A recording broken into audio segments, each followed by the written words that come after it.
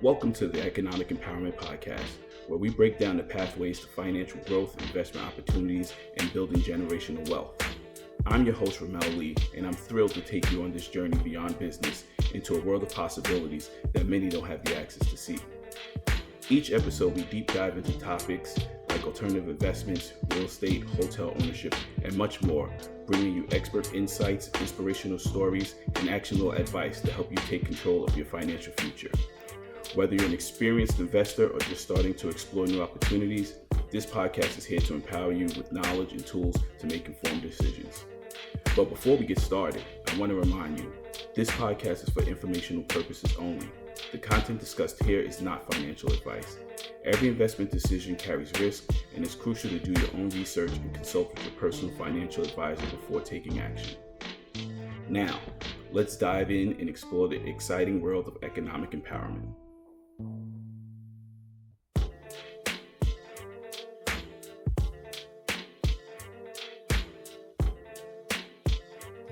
Hey, this is Ramel Lee, host of the Economic Empowerment Podcast. I know I've been gone for a couple of weeks, but I've been out learning more to bring more information back to you all. Had a great time at the Hunter Hotel Investment Conference. And today we'll be talking about the top 5 things you should focus on when analyzing a hotel deal. Hotel investing can be highly profitable, but only if you know how to properly analyze a deal. In today's episode, I'll break down the top 5 things you should focus on when evaluating a hotel investment so you can make smarter and more informed decisions. Unlike residential real estate, hotels operate as businesses.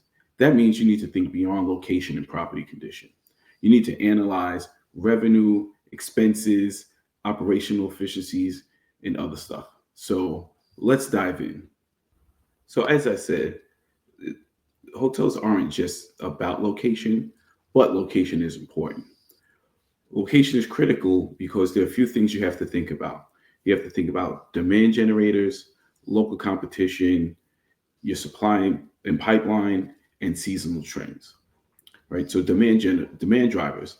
Demand drivers are the things that draw people to the area that will require them to stay at a hotel, whether it's corporate headquarters, amusement parks, major medical facilities, universities, major construction projects, even highway traffic, which is a big demand generator that people overlook. Another thing is local competition in the area. Are there a bunch of hotels in the same area that serve the same customer? So hotel zones are actually a good thing if you're looking to buy a hotel, but you don't want to have a hotel that serves the same customer and also ran by the same hotel franchise, right? Because you're both competing for the same exact people. Hilton people are going to go to Hilton people, Marriott people are going to go to Marriott, but you don't want to have a flag under the Marriott brand that serves the same customer, let's say a luxury customer, too close to another Marriott hotel, Marriott flag that serves the same luxury customer. Supply and pipeline. One thing you also have to consider is especially if you're acquiring a hotel, are there going to be other hotels built in the area that you plan on acquiring your hotel at? That's big because people love the new hotel, right? So you don't want to be in direct competition with the new hotel that's being built. Also, seasonality trends. Are your demand generators or the reasons that people that come to the hotel based upon the seasons, right? Is it a horrible winter place and no one ever comes there in the winter? You need to know that as well. If it's a snow resort type area and people only come during the winter, you also want to know that as well. The second thing you want to evaluate in the hotel business is the financial performance of the hotel, right? So there's a few things you're going to want to know to evaluate. You're going to want to evaluate RevPAR, which stands for revenue per available room. As you might have heard me say before or others, a hotel room is a perishable asset, meaning at the end of the 24 hours, you can no longer sell that hotel room, right? It's done. It's over with. So what RevPAR calculates is the availability of all your hotel rooms and how much money you would have made based upon all of the hotel rooms that were available. Another thing you want to understand is your occupancy rate. That's basically how full is your hotel on a regular basis. Um, you want to also consider your average daily rate, that be ADR, right? That's how much you're charging per night at the hotel room. And you want to know if you're being competitively priced against the other hotels or other options that are in the area. Gross operating profit is very important, right? It's a business. You want to make money. How much money do you have after all your expenses are paid, right? That'll give you a key indicator of whether you need to increase your revenue or lower your expenses. And when you're acquiring a hotel, one of the great things is you can study the historical performance of that hotel, right? So you want to get 3 to 5 years of hotel data from the previous owner.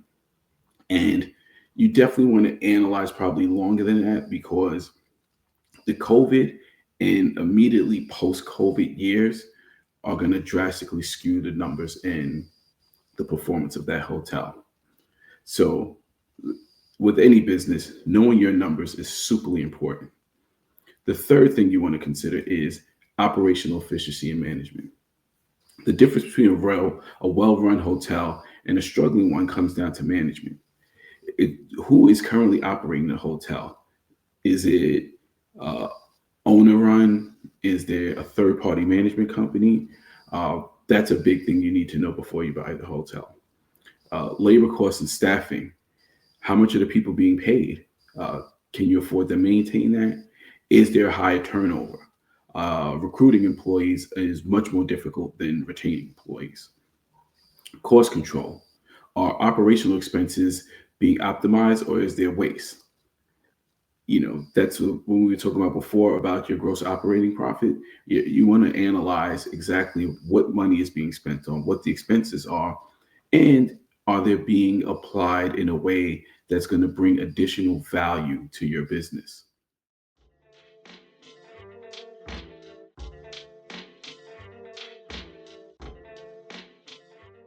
Have you ever stayed in a hotel and thought, what if I owned this? What if you could move from being a guest to being an owner? Hi, I'm Ramel Lee, managing partner of RDL Hotel Fund 1. We've created a unique opportunity for people like you to invest in hotel ownership, an asset class once reserved for the wealthy elite. Hotels, especially economy extended stay properties, are resilient and generate cash flow even during economic downturns. With as little as $10,000, you can join our movement to democratize wealth and create opportunities for your future. This is your chance to build generational wealth. Don't just stay in hotels, own them. Visit us at www.rdleecp.com to learn more and take your first step today.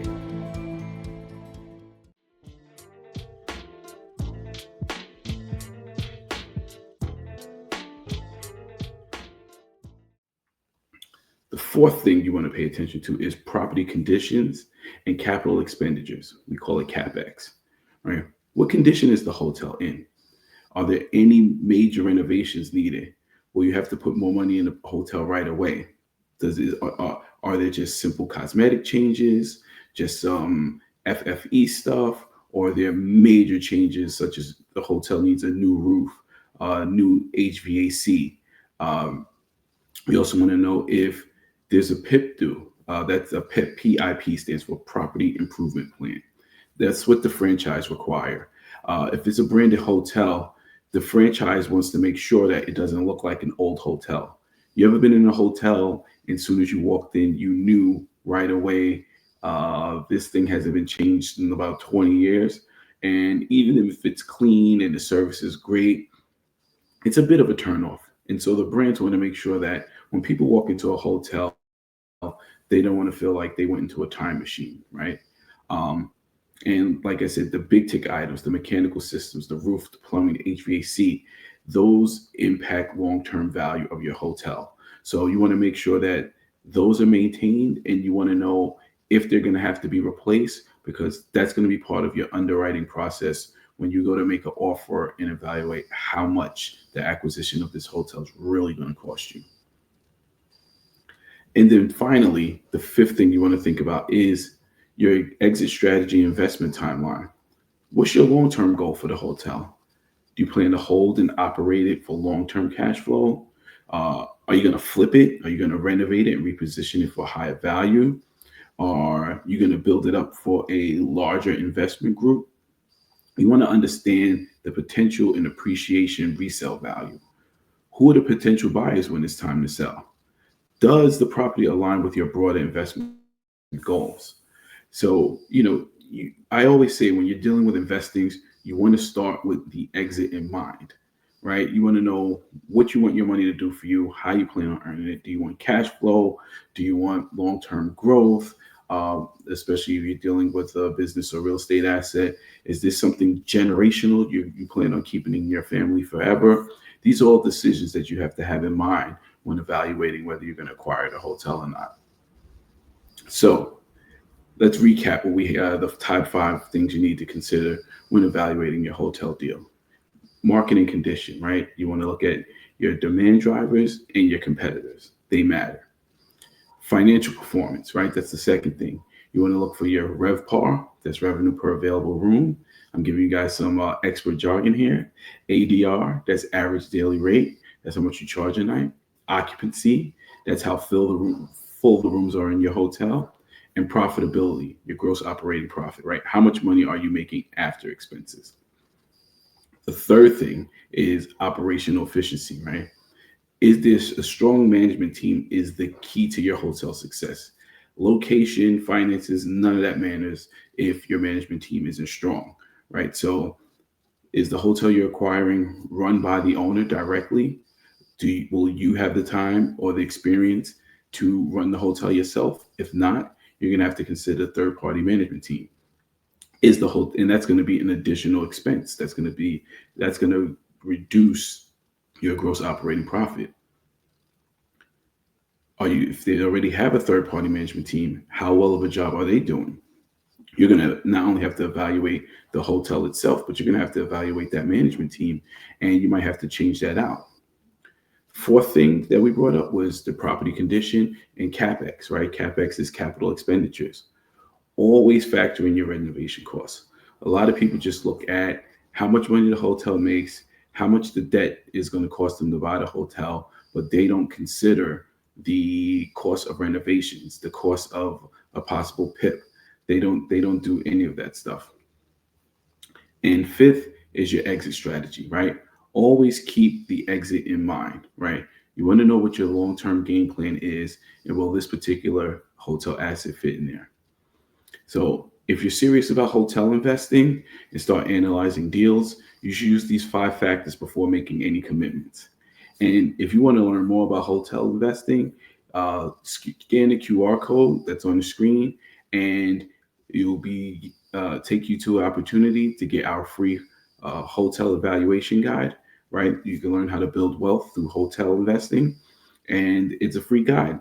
It gives you more information, overview, and you couple that with tuning into this podcast regularly, and you'll be ready to invest in your first hotel. All right, everyone, thanks for showing up, and see you later.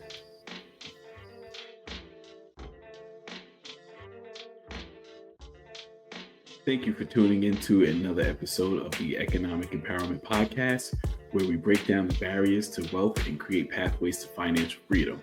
I hope today's conversation gave you valuable insights and inspired you to take action on your journey toward economic empowerment. If you enjoyed this episode, don't forget to subscribe, rate, and leave a review. It helps us reach more people who are ready to transform their financial future. For more resources, updates, and investment opportunities, visit RDLEHotelFundI.com or follow us on Economic Empowerment Pod on all social platforms. Until next time, remember, wealth isn't just built, it's learned, earned, and shared. Stay empowered.